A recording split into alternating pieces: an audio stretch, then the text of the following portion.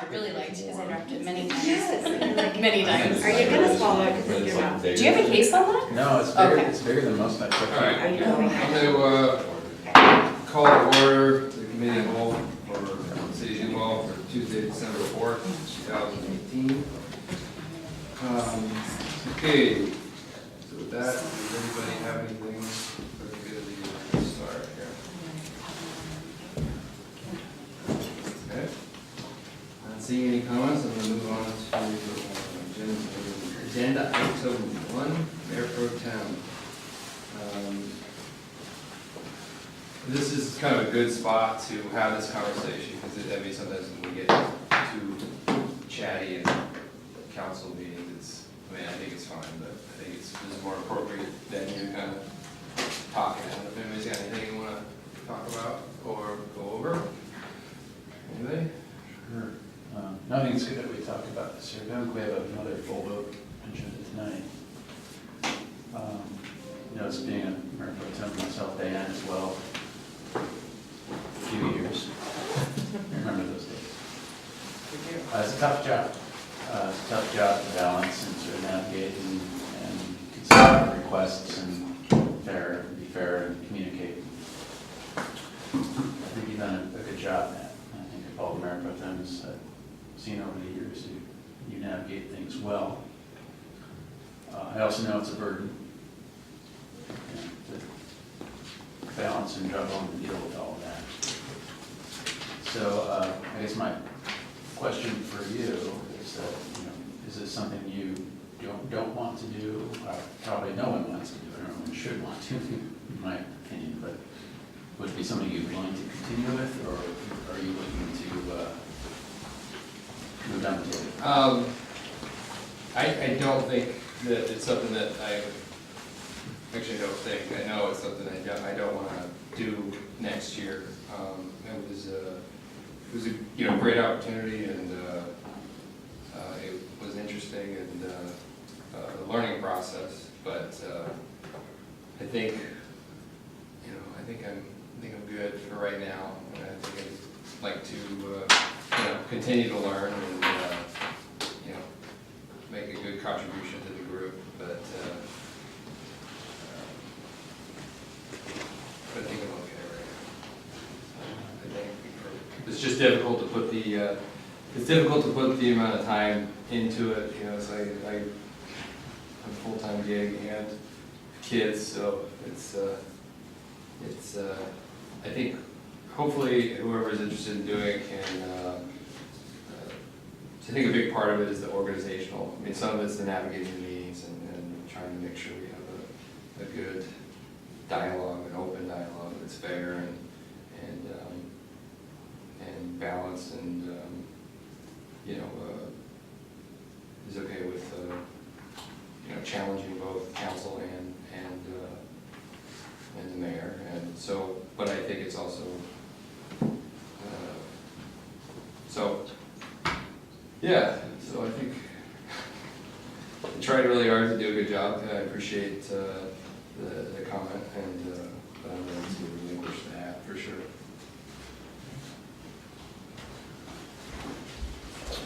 Well, then I guess it's up for whoever would like to do this. I'm certainly not interested.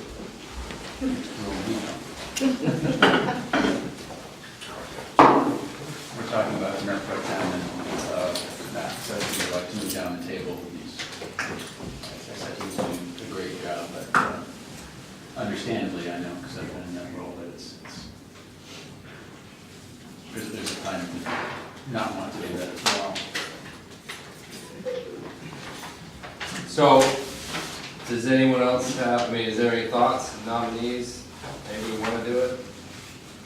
Do we discuss nominees in the meeting or here? I think It's on the agenda to nominate. it's on the agenda, but I think in terms of the way we do things, and we kind of, you know, it's like a family in there, so it's like, it is a little more appropriate place to have a conversation. I mean, I don't think it takes any of the official nature out of the council meeting if people let the cat out of the bag when they're thinking about doing it. Thing is, it's more of a question of does anybody want to do it.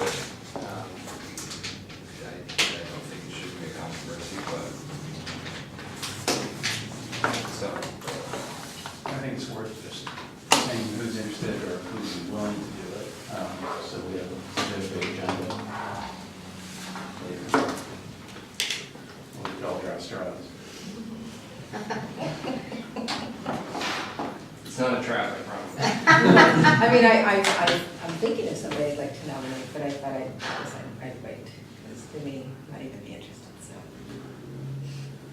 I'll throw out 2 ideas and 2 people, actually 3. I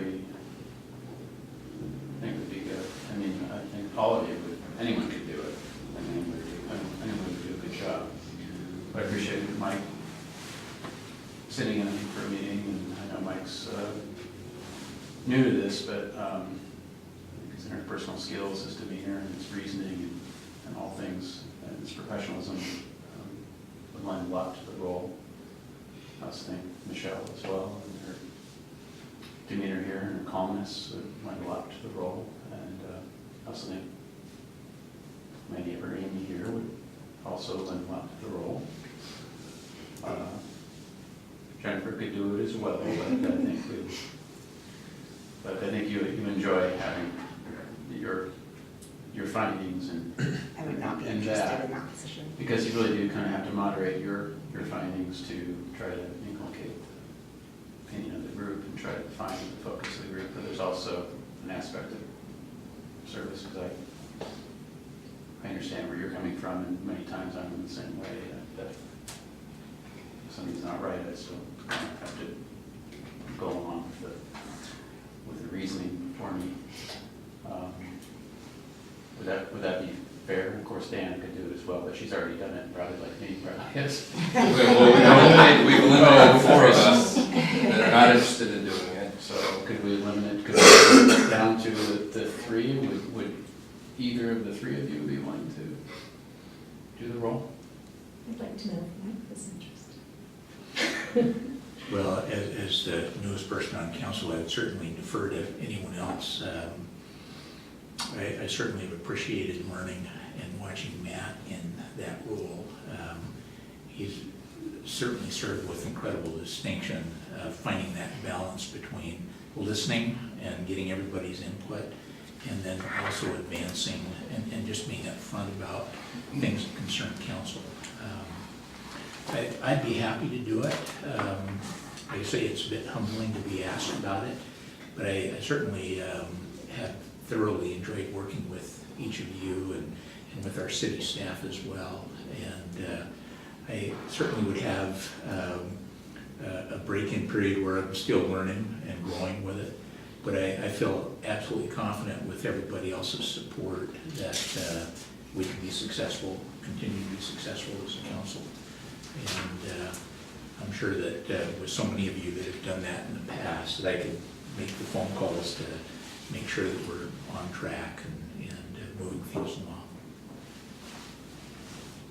I appreciate that you've opened it up for conversation. I like doing it that way. And I think you've done a great job this year. So, but I can also appreciate the fact that it's a big commitment. So, but I think Mike would do a great job personally. Thank you for considering me as well. We like speeches here, so we need some speeches. I just want to say really quick again, to echo, you've done a great job, and I really appreciate all the hard work. It's something I could be interested in the future. Now is not, frankly, the best time for me, so, in terms of time commitment, so, thank you though. Okay, well, I guess we can wrap this up in the council meeting then. But I appreciate the opportunity. I appreciate staff putting up with me. Appreciate the mayor putting up with me. Appreciate all their work of being, trying to, get things out there and really taking a deep dive. And it's been really hard. And I think hopefully in this next year we can kind of get to an equilibrium. I think there'll be challenges. I think it's definitely going to be some more challenges, but hopefully we can, kind of moderate our conversation and kind of continue on that nice balance, and I'll survive another year. So anyway, all right. With that, let's move on to, speaking of which, the final budget proposal, proposed biannual budget review. Who's on?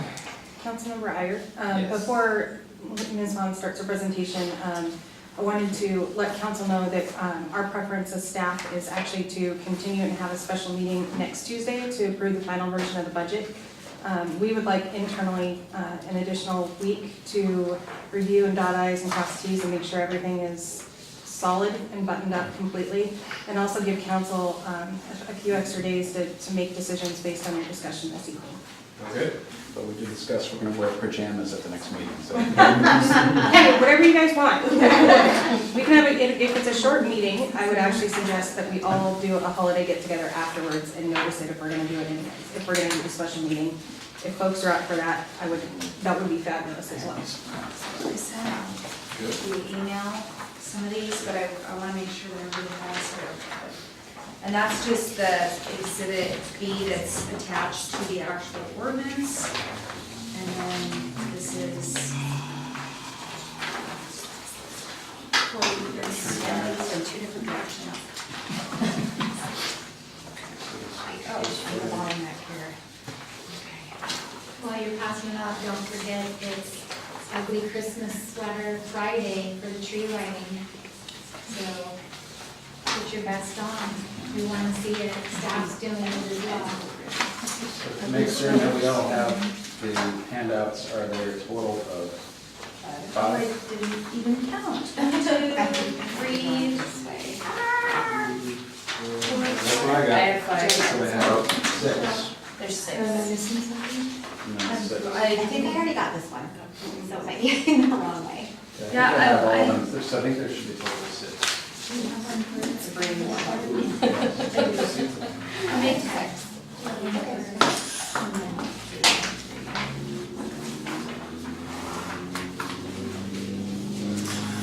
Michelle? 5. You have 5. Oh, I'm missing that one. Yes, I was gonna say there is. Are there any more here? I was like, why don't you hold them all up and say, here, well, we're gonna go over them in the presentation. Okay. So, but sometimes it's hard to see, and if we go to a different slide, then I just wanted you guys to have them all in your hand, so you could look at it. So, to start off, to give some history, BARS is the Budgeting, Accounting, Reporting System, and some of what we do is completely out, why we do it is completely out of our hands. So we are tied to the requirements that they define. So when they have interpretations of language, we have to follow it. So the unreserved versus reserved has brought up a lot of conversation, and I thought I would just go ahead and included it into my presentation this evening and gave you the handout for the BARS manual interpretation of the unreserved versus reserved. Basically, SAO has, this language hasn't changed, however, their enforcement of it has. They have been writing people up for not appropriately classifying their beginning and ending fund balances. And so it's been kind of a wave that's been going through. And so in 2017, you're gonna notice that that is when a lot of our BARS numbers changed, and that's why. It's not because we internally wanted to do it, it's because we were forced to do it through the state auditor's office. So again, to summarize this very briefly, reserved, you have to be very specific, and we'll get into examples on the next slide. And for unreserved, basically that's everything else. And most of what we classify in our internal resolution that I also passed out of Resolution 0404, that is, most of that is classified as unreserved, even though it's internally considered reserved per the city of Duval. Could you say that one more time, please? So basically reserved, very, very specific. Unreserved, not as specific. Yeah, just the part about this guy. Most of what is classified under the Resolution 0404 is unreserved. So to go into some examples that are very current to what we have right now, the sale of the rec center. That, what we call that how we want to classify that, basically naming it the difference of being a city facility classifies it as unreserved. If we called it a city hall, they would consider it a reserve. That's the level of specifics, well, I'm not gonna try this, that you have to be in order to be classified as reserved. And another example is our equipment reserve, which is also in Resolution 0404 for $200,000. Because we don't classify what that $200,000 is for, it's considered unreserved, even though internally we consider it a reserve. But in the state's eyes, per the BAR's numbers. But if we classified that we wanted to save up to $200,000 and purchase a dump truck in 2021 or whatever, that would be considered reserved. That's how specific it is. So basically, I have provided a copy just so you can refer back to it if you feel you need to. Their interpretation, and I've already said this, but I'll say it one more time, is that this 17% is considered an unreserved, and we've classified it as an internal reserve.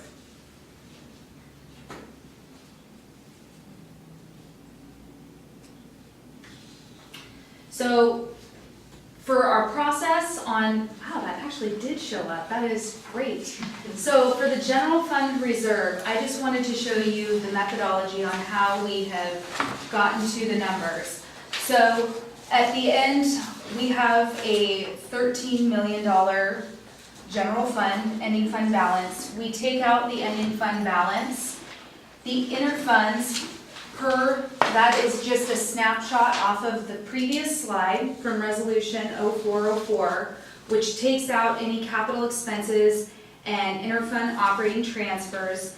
The only capital expense on that list is the $14,500 for the land acquisition for McCormick Park. And everything else is interfund transfers. And then because on the first, as I have stated, on the first budget run for the reserved balance, I did 17% of the full amount and didn't take the annual amount. And after we had numerous financial opinions on that, they said even though you're doing a biennial budget, it doesn't matter, you still take an annual amount. So that's why we took the balance, remove the ending fund balance, so we're working just with operating, subtract out the interfund transfers as stated per our internal resolution, and then divided it by 2 and times it by the 17% for the policy to get to that number. For the general fund expenditures, we're starting with expenditures first because the revenues will tie into the water fund. So on the general fund changes, the executive department reduced the budget on travel and training by $2,000, so it reduced from $11,000 to $9,000. The police department changes, the salaries and benefits changed per the FOP discussions. Overall, it did decrease. The contract is not yet ratified, so let's be a little bit careful with questions. As a reminder, there are some new programs within that budget. There is a tuition reimbursement for $14,500. The employees increased their share of the medical, which is therefore a decrease of our cost. There has been a new succession and career development incentive pay that had a trade-off. Also, they have rotational time off, which historically has been paid. And now we have changed that, or also classified as RTO or Kelly time. And that's been changed from time paid to time off with no cash value. So also the indigent legal defense, that dropped $7,500, so that was a cost savings on that. And then for the Duval Cultural Commission, the event support services, that increased for a 1-year consultant contract to provide summer stage support. So to go into the general fund revenues, the biggest one is that the city assistance, this is the piece that applies to our city. However, I wanted to give you the full handout that I was provided from the Department of Revenue, so you can have it. Long story short, we do not qualify in 2019 for these funds. Historically, since 2015, we have received $172,000, and the year-to-date is $6,119, and we are expecting to end this year at about $7,500. So it's not a whole lot of additional revenue. So more general fund changes, the cell phone tower leases. So through a council inquiry, we dug into this a little bit further, and per MRSC, which was also backed up by the state auditor's office and our attorney, they agreed with the opinion that those revenues should not be receipted into the general fund, and that they should be receipted into the utility fund, of which we are making that true through this. So the general fund revenue went down, and it increased the water fund revenue $119,000. $49,000 of that was the Verizon lease, and $70,000 was the AT&T lease. And due to this change, the interfund utility tax, because that number is based off of the water charges, that reduced $29,000 due to relocating the revenue. And the new amount that you're going to see on both sides, the revenue for the general fund and an expenditure in the water fund, is now going to be $401,000, which is reduced from $430,000. Could you explain, or maybe reframe that last piece, the interfund utility tax, water reduced 29? I'm gonna, if I just continue, it probably will answer your question. Okay. If that's okay. So, changes to the general fund versus the water fund. The cell tower leases, we is decreasing, that revenue is decreasing out of the general fund, but it's increasing in the water fund. And the utility tax is based on the water usage. And when I continue to the next slide, it will explain it even further. But the water fund, utility tax, those two amounts have to tie out. So in the general fund, it will be the revenue, and in the water fund, it will be the expenditure.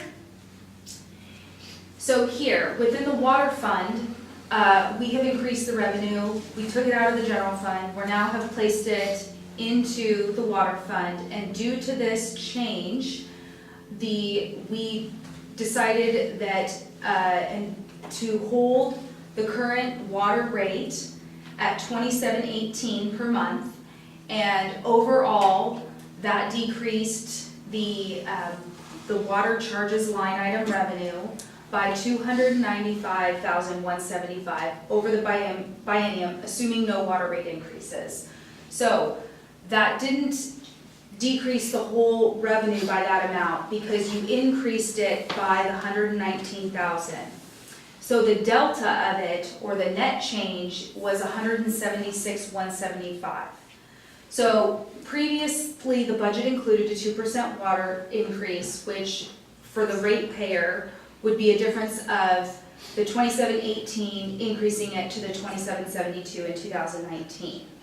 And then again, from $27.72 to an additional 2% for 2020. So as a reminder, there are some bullet points that I definitely want to drive home here.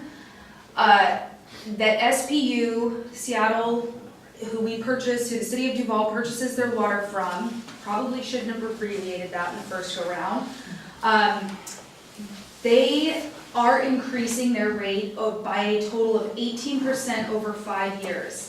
We are definitely watching that. Last year, we increased an additional 1% due to that rate increase from them.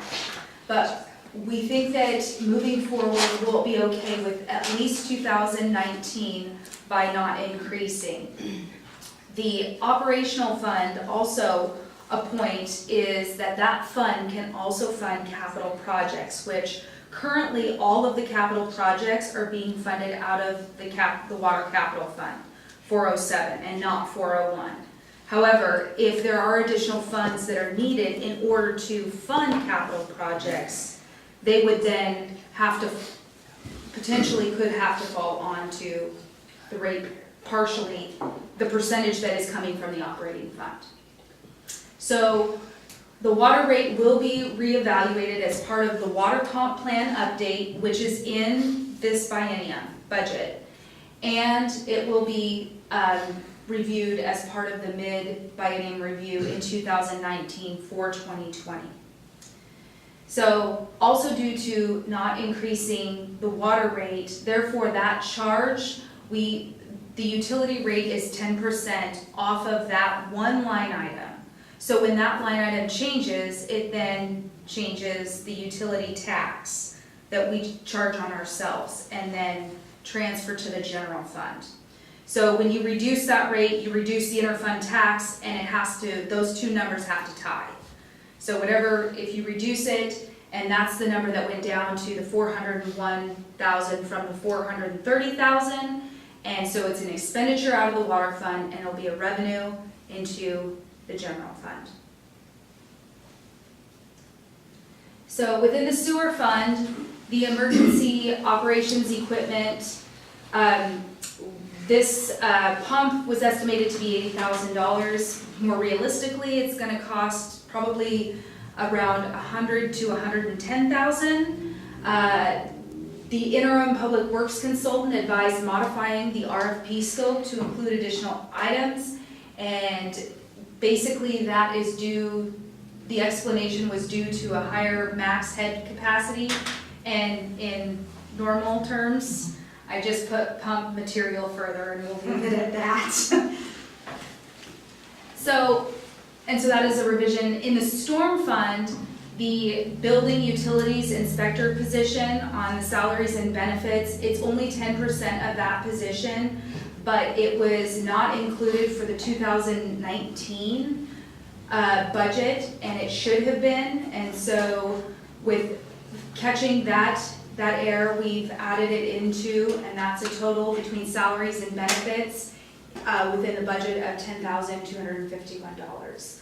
The storm facility retrofits, these are dollars that are used for grant matches for the future, and in the absolute original budget it was $0. We increased it to $20,000, and now we've decreased it in the third proposal to $7,500. So overall, from the second to third, it did decrease. So, and in addition, if more funds are needed in order to receive a grant and have a grant match, at that time, it will be brought forward to council, and council will determine if they feel that priority needs to move forward through a budget amendment. The vehicle fund. This was definitely brought up by a council member that they wanted, this was very important to them to see the fourth vehicle as in the original proposed budget, and that fourth police Dodge Charger was returned into this proposal of the budget, and which is an increase of $38,820. For the multiple funds, the FMLA, this is new legislation that was passed in 2018, and it starts in 2019, January 1 of 2019, and that is across all funds, with the rounding that we did per Mike Bailey's opinion back at some of it was able to be absorbed, but the total value of the increase of that cost across all funds was $16,000, and that is only stating a portion of, and currently we've talked to the unions about that. So the seasonal worker was reduced from 2 to 3, or was reduced from 3 to 2, and that was a value of $11,554. We were back and forth, and on 2 to 3 and it wasn't officially taken out, so now we're talking about it again. The Public Works Director's salary and benefits, that increased, and that was due to the pay scale increase that was approved by council, and also allows negotiation within the new band. Lindsay, Okay, do you have time for just a quick question? we're there. So the FMLA, so are we talking the Family Medical Leave Act? Yes. And what was it that changed in 2018? So now we are required to, the employee, if you're under 50, the employee is required to pay. And the 16,000 is just a portion of that for if we as the employer end up having to pay. In what scenario would the employer have to pay if it's the employee? Over 50 employees. So if for some reason during the 2-year period we exceed 50 employees? And how many employees are we at right now? 44.75, I believe it is. 44.75? But the suggestion would be to start setting money aside now? No, we don't have a choice on the employee side. The employee side, if you have 2 employees, you still have to pay. The employee still has to pay, and this is because it is a negotiation, and so this is only a portion of the cost. The employee would be paying a portion of it too. It's included as the city having a match in the union, in the FOP contract. So it's, so the city would, in a way, be paying for it, A portion. Portion. even though it's technically the employee's portion. Correct. We're negotiating that we will pay it for That's them. part of their bargaining agreement. I understand, okay. Yes. Okay. Is that what other cities are doing? Yes. Correct, yes. Okay. Just a minor thing, Public Works, we are in a step, we have a step scale, not a banded scale, is that correct? When I'm sorry, when I refer to the pay scale band, I'm referring to the band, like the, All A through steps. all. yes, I'm sorry, so I probably should have, That's okay. Yes, we don't have a banded, in a banded structure wouldn't have steps, it would just be wherever. yeah, no, in this case, what I meant was from the beginning step to the top step within that step that was approved by council, that salary. Good. Thank you. Any more questions? What's the delta to general fund with these changes? I feel like we're getting there. I didn't calculate that out specifically. So for the police, it would be all general fund. Right. And then for building, planning, administration, those would all be general fund, utility court, there would be It follows the percentage of the employee allocation. So, for myself, for Laura, it would be mostly general fund, and then we'll go back and we can. So that's what the reason why we're extending the budget decision until next meeting. So because of these changes and impact to the draft budget, and so we can have a summary understanding of. we just wanted to make sure that you, as council members, felt that you had adequate time to digest everything. And also, we wanted to go back and do a full review of which we've been a little tight on time, on whole, reserved, unreserved, and that. And maybe one more thing, and then I'll stop. Back to the lease consideration of that money going to utility. What I understand is that actually reduced rate. Is that true? Correct. And therefore, the utility tax associated with rate reduction is around Reduced. 29 and change of what the reduced utility tax would be. Okay. Would you go back to that slide, that way we can see? Just trying to summarize it simply. Yeah, so that one. Yeah. It is a helpful snapshot to give you an idea of so you've got the rate increase, obviously, of the direct utility, then the revenue that's created by even that small amount is, I mean, it's not, you know, it's not earth shattering, but in comparison, it's quite a bit bigger than the 1% utility, the 1% property tax. So in relationship, so,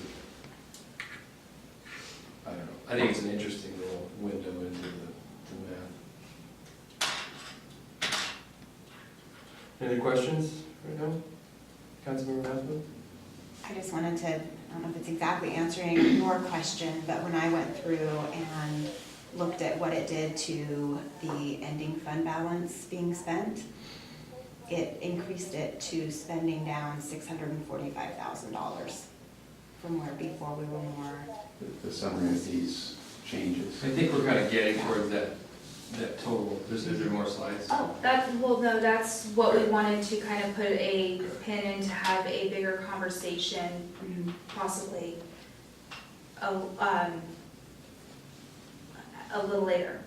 Yeah, and so they've been working on the net change to the net impact of these changes to the general funds. Okay. Kind of more of like, okay, where are we at? Because the lease agreement is a big hit. The other things are, you know, together there's some additional things there, but I think they just want to make sure that they have all their ducks in a row, so, which makes sense. Okay, so. Do you know what the timing would be for the water comp plan? The RFP, possibly drafting an RFP to scope will be early next year. Okay. My guess is it'll start by mid-year, and the last time we did this, I was with the city. It takes about a year to do the water comp plan, so that means it would be finishing in probably around June of the following year. So theoretically, if we do the water comp plan and we have a justified rate increase, how soon could that be effective? Do we know? You can increase a rate any time if you want to. It doesn't have to be part of your budget, but we thought we should look at it in two ways. As part of the water comp plan update, but also watching revenue and expenditures over the biennium, because when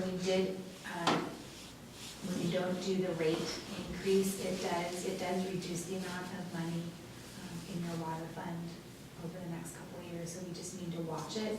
We only have a couple of projects that are identified, one of them being the toll project and the other one the Kennedy project.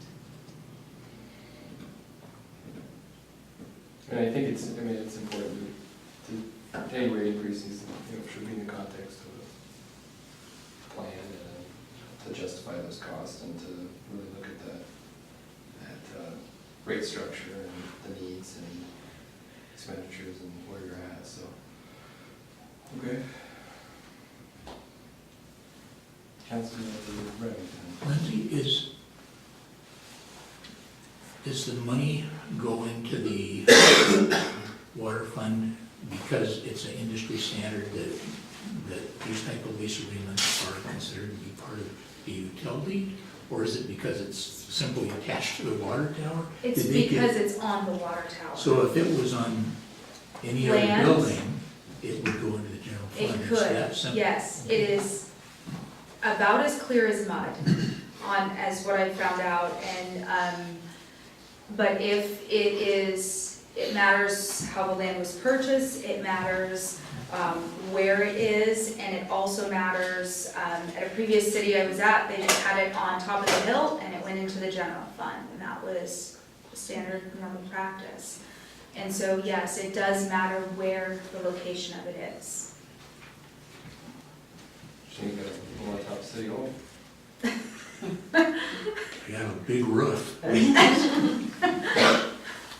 one thing I will add, because we actually been going over a lot of this over the last 2 days to try and figure out how to get it into a digestible version.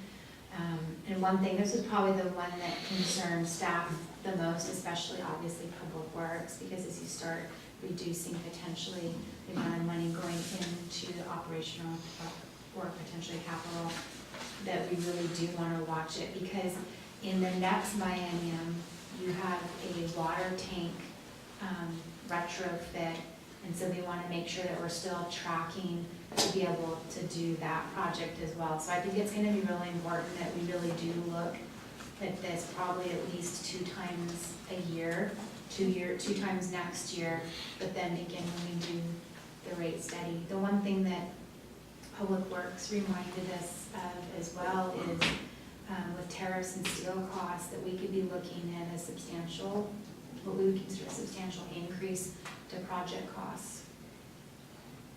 So. Councilmember Napoli? I just wanted to double check. So did we have an underlying CPI increase, or I forget what the? The 2% was coming from COLAs. For the rate Okay. increase, I couldn't that was the remember. main piece that was driving. Okay, I couldn't remember if we had any type of standard. I know when we were talking about the impact fees and Impact different fees, things, you we- have very specific. So on this, it's chosen every year. It's not necessarily. Normally it is by CPI, that's what your It's- current resolution says? Yes. For the water rates. Yes. All rates go off of CPI. However, we felt that only 2% was needed. So Okay. we were doing it under the CPI. And actually, Jody, thank you for doing a bunch of research on that to make sure that we didn't have to do something different, because we were not following the exact CPI, but we did not end up having to. We just are able to move that forward and not do it through a resolution, because if you're at or below, it doesn't matter as far as moving a new resolution. Okay.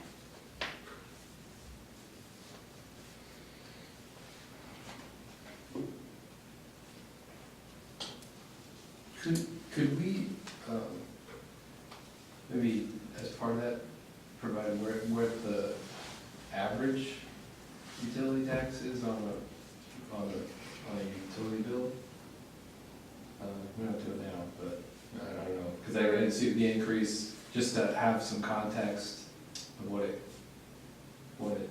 Like pull maybe like 10 and look at what the averages or are. you could pull 3, I mean, Okay. 3. The customer? 3 base rate ones, or even 1 base rate. It'd be. for That's what assuming the because customer we- pay. Yeah. That's our money to ourselves, that's not ratepayers to us. I know, but what he's asking is what are our ratepayers paying for In in the tax? utility. We can pull a couple bills and see. Just. Maybe we'll use some city bills because they're already, that would make sense. A couple different places. We absolutely can do that. I heard that. So, yeah, okay, I think I'm gonna ask some clarifications offline, I guess, because That's now okay. I think because I thought it was about so yeah, I have some questions later, but I'll So- ask those in an email. So the 10% is off of not all of the revenue, it is off of one revenue stream within that water fund. Just the water charges, nothing else. So I just want to make sure that that's clear. And actually, I think there is, no, there isn't, I just signed off on it, so I don't believe it's within this run. But I was gonna say we could pull it out of the invoices, and I could just, sometimes if you see something, it's a little easier to process. Okay.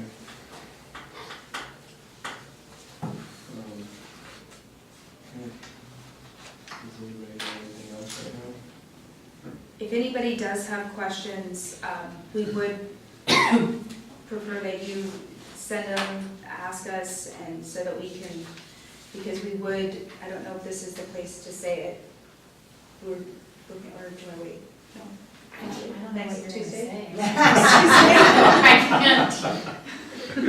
I thought we were reading my mind. All Not really. Not today, okay. So, the Tuesday, Tuesday meeting special meeting. next, having a special meeting next Tuesday. Yeah. Oh, okay. Were you married? The mayor mentioned it before while you were opening your. Oh, okay, maybe I was Sorry, sorry, I'm not sorry. rewind, I'm like totally. I did think I of just wanted- do we have the table that summarizes the ups and downs? Or a printed version, I guess, if you look at it, or a PDF, maybe a PDF of this maybe? You can have the whole slide, or you can have, we can provide a presentation. That'd be great. Absolutely. Provided. One thought, I don't know, because I have to look at the water CIP, but if there's a more fund contribution, again, doesn't resolve the general fund issue. But if that, maybe go to the previous slide where it's summarized. No, I'm sorry, the forward slide. The one we were on, where you're explaining. Right here. So the 119,000 going to the water utility, okay.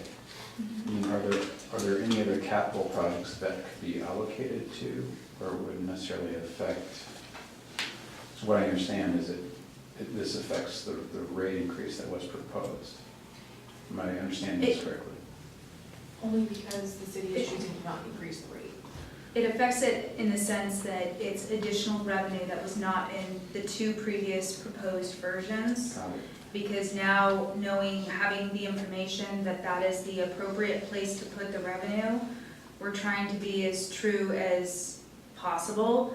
And so, although it is a hit to the general fund, it is what the opinion of Tony Nelson from MRSC, who also, it was backed up by the Washington State Auditor's Office, and also our city attorney. I think one thing I would add about like these leases is it's great that we have these leases and that they can be placed back into the utility.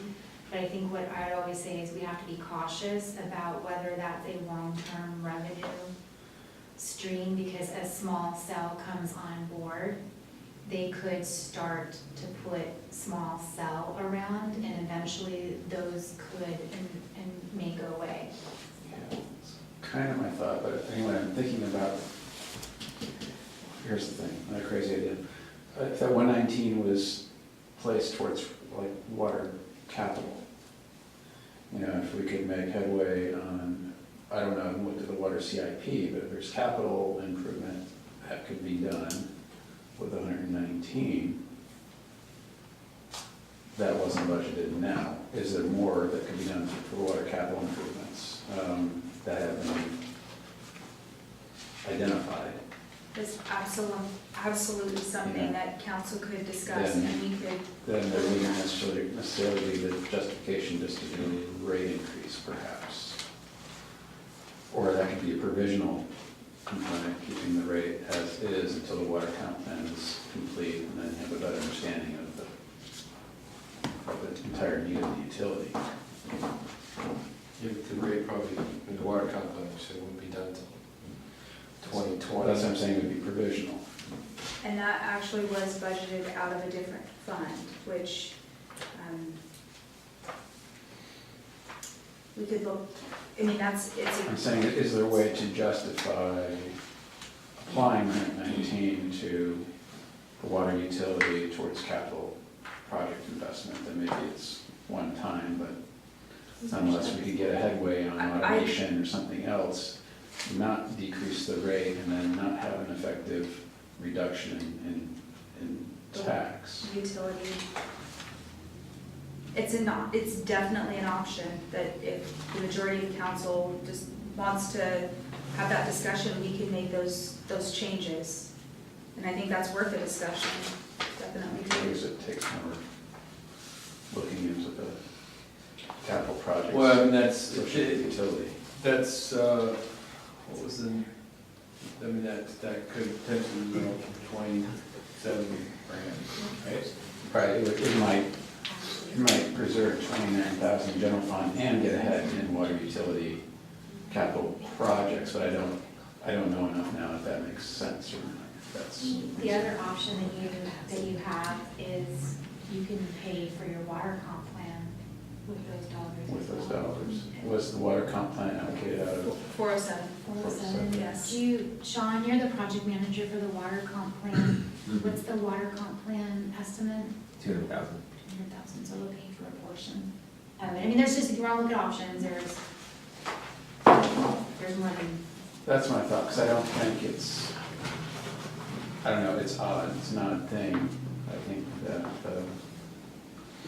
my thought would be is once we do the evaluation of the entire utility asset, there's gonna be other needs for things that we haven't looked at, because we haven't done a lot of looking at asset of our utilities in city history since I've been along.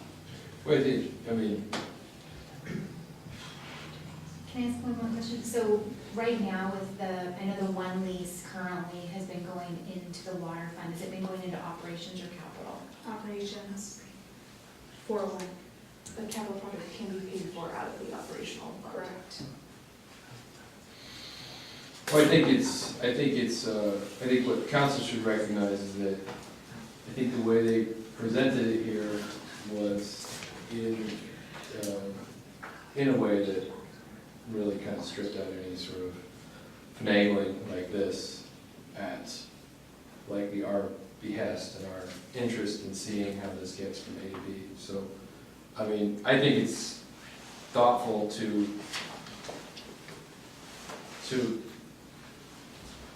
limit the hit on utilities, just because I think utilities are kind of, I mean, it's something everyone pays, and I think it's something that controlling that cost means a lot to every household. So I think that's thoughtful, but it sounds, that could be a good idea, a way to go forward, and a way of, so, you know, finding that 27 grand. But council would probably need to indicate is that something they're interested in doing today, because otherwise it would be a lot of work that they're not trying to do. So essentially, they'd be talking about taking that lease amount, putting it in something besides just, I guess, operations, and then allowing the rate increase to occur, and then which would subsequently replenish that utility tax from the city. I guess my thought is if the 29,000 comes out of ending fund, that's just not a sustainable way to do things. Whereas I think if we, once we have the results of the comp plan and water comp plan update, we'll probably have other things that need to be aware of that will cost more money in the future. I'm trying to be brief. So I'm just trying to think about the net of where the 29 really would have to be readjusted from, and whether or not that would be less sustainable than this option.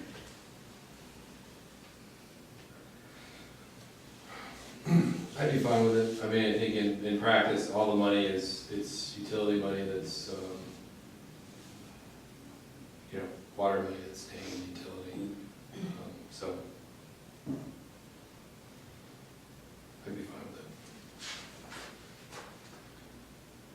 Does anyone else have any thoughts on it? Councilor Matt?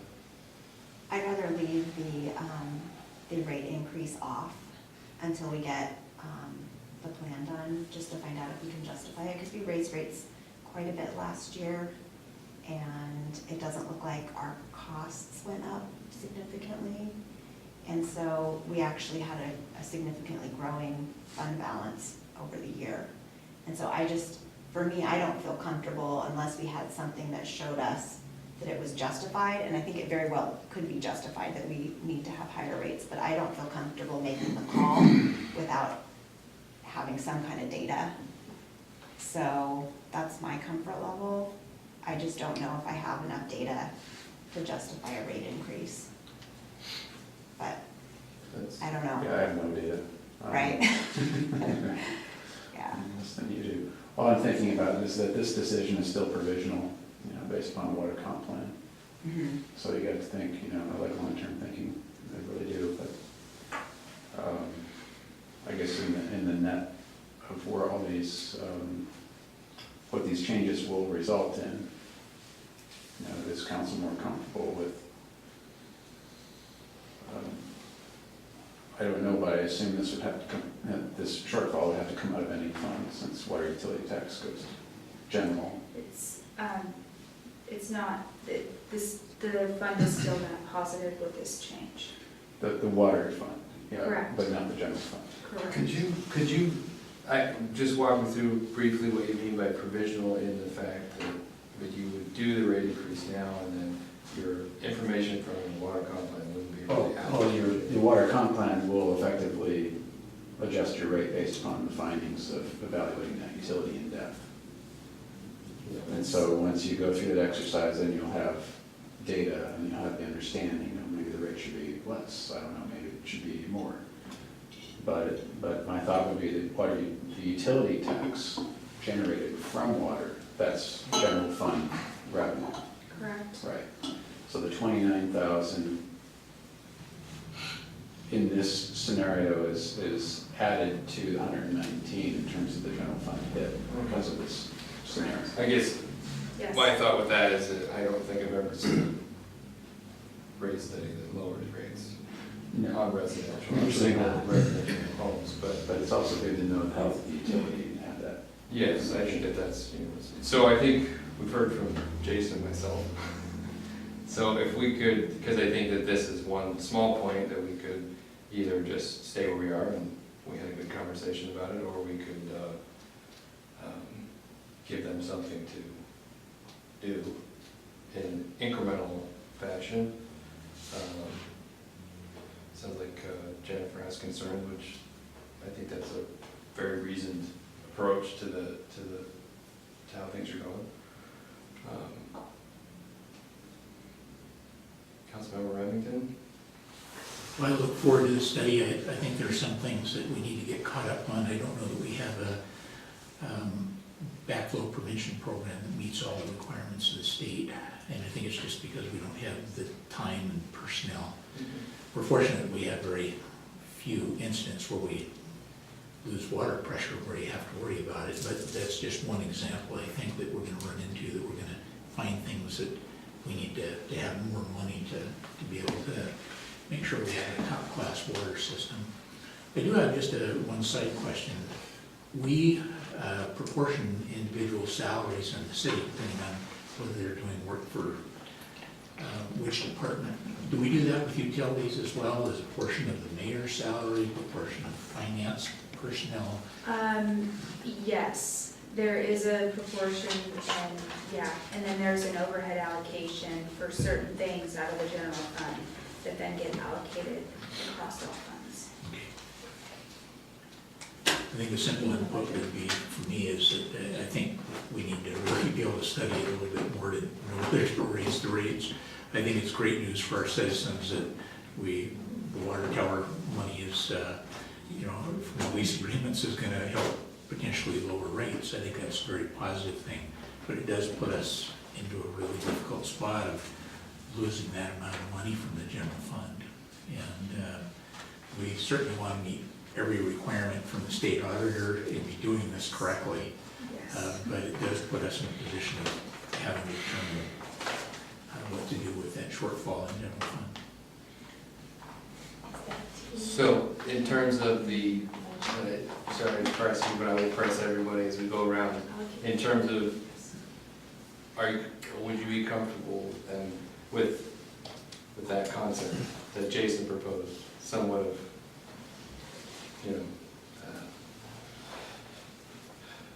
how you allocate in the utility, allowing the rate increase to proceed? I think at the end of the day, I would feel comfortable proceeding with it, just in the sense that we can make adjustments later. I think I would lean towards holding off raising them. Okay. Well, I think we're legally okay to do it. I personally feel like we would be wiser to hold off at this point until we get a study that said we need to actually increase. Thank you. So Councilmember Renton, the FTE breakout it's in the budget. So you can go back and look. While you guys are talking, I can tell you what the mayor is. Councilmember Brunecki? Well, I want to hear what you have to say. The mayor is charged to the general fund, and then there's an overhead allocation that is broken out. The mayor's not listed on that. But I can provide that overhead allocation, and that's, that allocation actually gets trued up to exactly, per the exact expenditures at the end of the fiscal year. So that funds aren't paying for what we think will be spent, they're paying actually what was spent.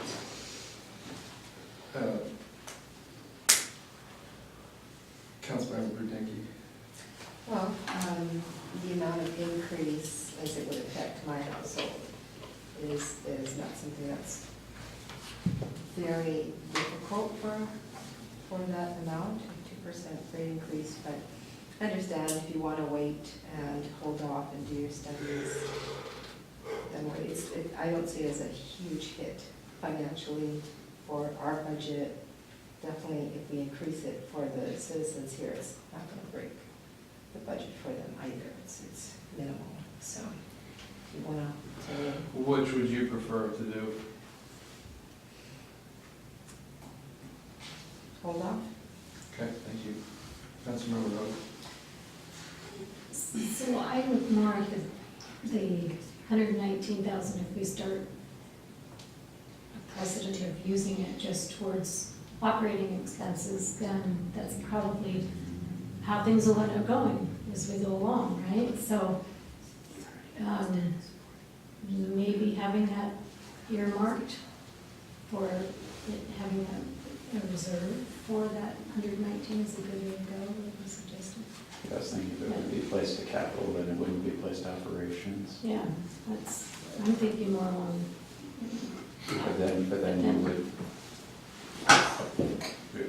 then you might have a shortfall, I don't know what you know, but you might have a shortfall in operations and without the money going to We operations. could do some form of a internal restriction, as we've done. We've created a lot of additional bars numbers through this budget to, we could do something where maybe we allocate a portion of it, and then, after if you guys wanted to add an additional budget note or something, the intent is for these dollars to go to capital, or, I don't know, I don't want to make it complex. But if they did go to capital, then, and if that money went to capital and you did not do the rate increase, then you wouldn't have the same balance, right? Or would there be a shortfall in operations? That is with the Without the operational increase. budget. Yeah, I'd have to actually look, I believe, I'd have to actually look at the number. I don't want to say it incorrectly. Right. But I don't hear there's a consensus to do that, but everyone's comfortable with using 119 for operations, not knowing if that's sustainable is now, but you'd be able to But we review could it. also look at it in the next, Right. we could So look it's at it in the separate. next biennium, or look at it at the mid-review, and if the council is comfortable with earmarking those dollars at that time, just seeing how revenues are coming in with the new accounts and additional usage in the water fund, and after you've had a year to monitor the revenues and expenditures, if you would be more comfortable with that, maybe we earmark it at that point. I think we haven't quite gotten around to figure out whether we have a consensus on our first kind of thrust of this conversation being, and I see that essentially you do something else with this 119, and then you allow that rate to increase. And the first part of what you said, it sounded like I heard you in saying that you like the idea of having that capital as capital dollars, which I think is part of the conversation. But the other part is, how you feel about Rate increase. that rate increase, yeah. Because by putting it into capital would effectively take away that benefit to the operations. I'm not, I don't know. I don't know,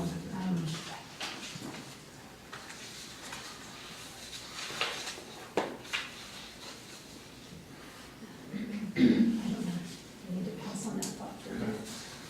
Exactly, when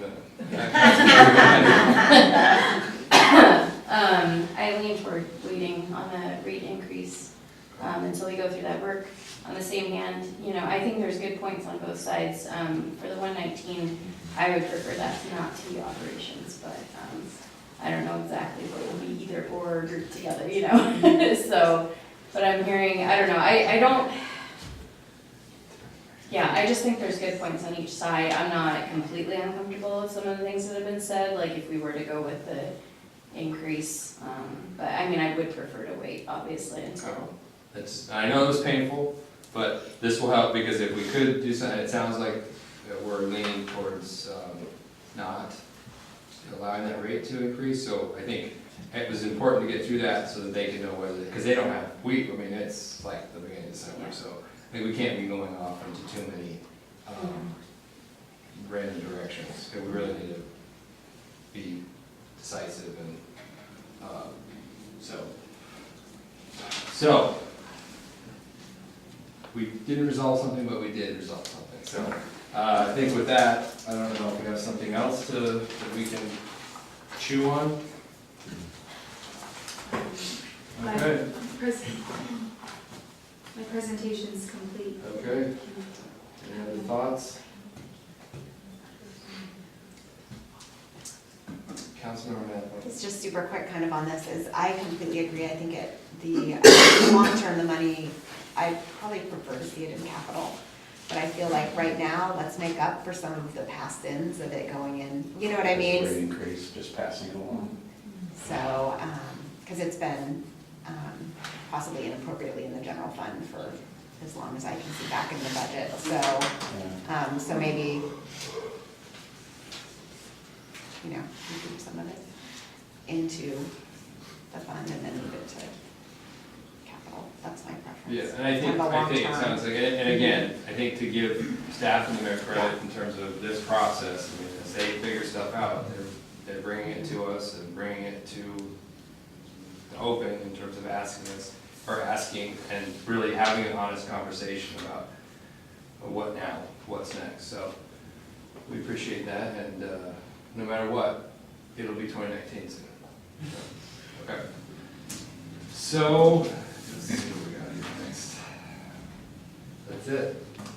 Did we want to go over the, maybe we should go over the sales tax report just for some happiness. Yay! Oh, speed limit reduction? Everybody loves that? I do. Yeah, when I'm over, I'm only walking, so I love that. I hope that everybody likes the new chart that was added in. I did notice that. Did anybody notice? Yeah. Please say yes. Never lie to me. But I did want to note that the retail is definitely up, and if you guys are paying attention to that, that's really big news, and that construction is in our leading. Does retail include destination, or is that what it says? Includes destination. I think that's. Are there any questions on this? I'm sorry, I just got all excited. This is fun. This is a fun topic. Finance doesn't do very many fun things. Is there any way to discern destination between versus local retail trade? Say that again? Is there a way to discern destination sales tax versus local retail? I don't know the answer to that. I don't know the That answer. answer, I you know, can, Amazon versus Main Street. I know exactly what you're saying. But some of that, Write that down. we've talked about that in the past, where the level that you can go to is. Yeah, sales tax is, you're getting it.